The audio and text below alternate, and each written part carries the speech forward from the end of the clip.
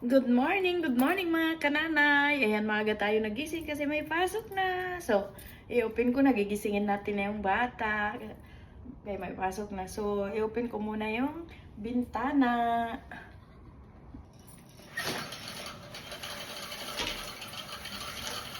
So, ayan, na-open na. Kuha ko na yung uniform. Magbibihis na kami. Dadali ko na siya sa toilet. Ito naman kami mag-struggle pag hilamos, pag toothbrush, pag bihis to. Nagising na siya guys, pero struggle na naman. Ayun guys, tapos na kami na bihis. Ano na lang yung buhok niya, sprayhan ko na. Kasi hindi siya nagligo. Oh, yala go. Yala come. Make it. So ayun, ako ay magbihis.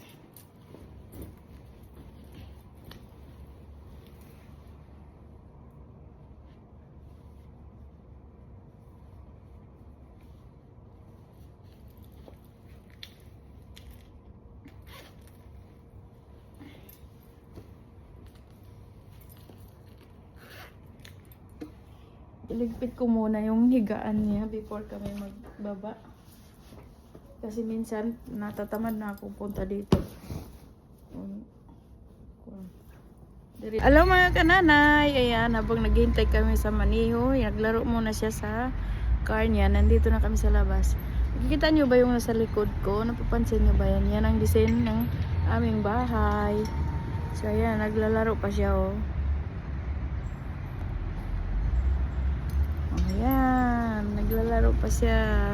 Wala pa kasi yung Maniho namin. Wala pa dito. Ayun pa yung car, oh. Naka-standby pa yung car namin. Nandiyan sa loob. So, see you. We're back to school.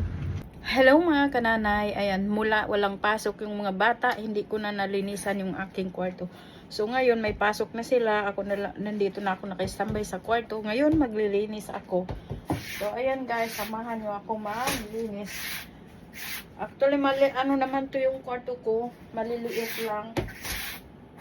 Tapos ang daming gamit. Hindi ano-ano. So ayan, maglinis tayo guys.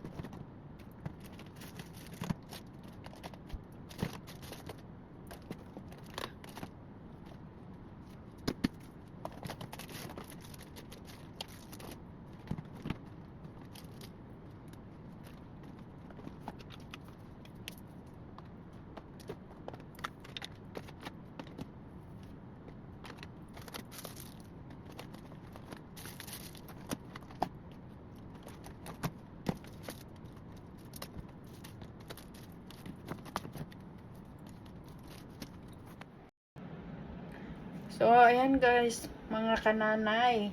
Ngayon ko lang ito matupi ng maayos ang aking uniform.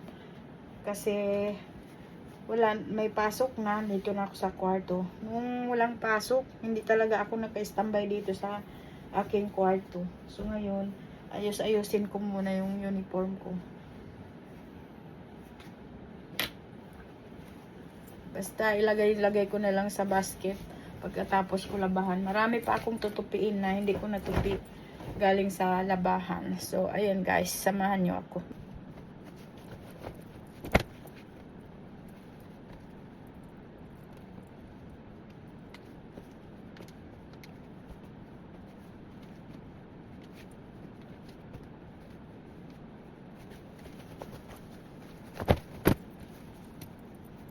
So, ayan mga kananay, tingnan nyo naman ang higaan ko. Wala na akong mahigaan, puro kalat na lang. So, ngayon, ililigpit natin.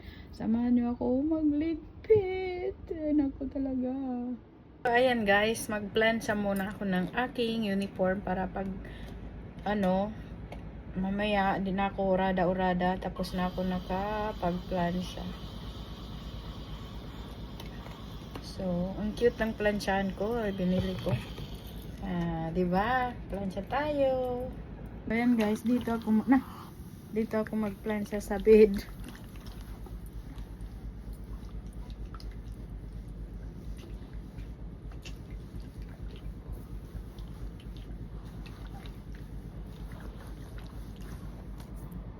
Ay mga kananay, ngayon lang ako nakatapos nagligpit ng mga kalat-kalat ko dito. Oo, yan. Maayos-ayos na, oh.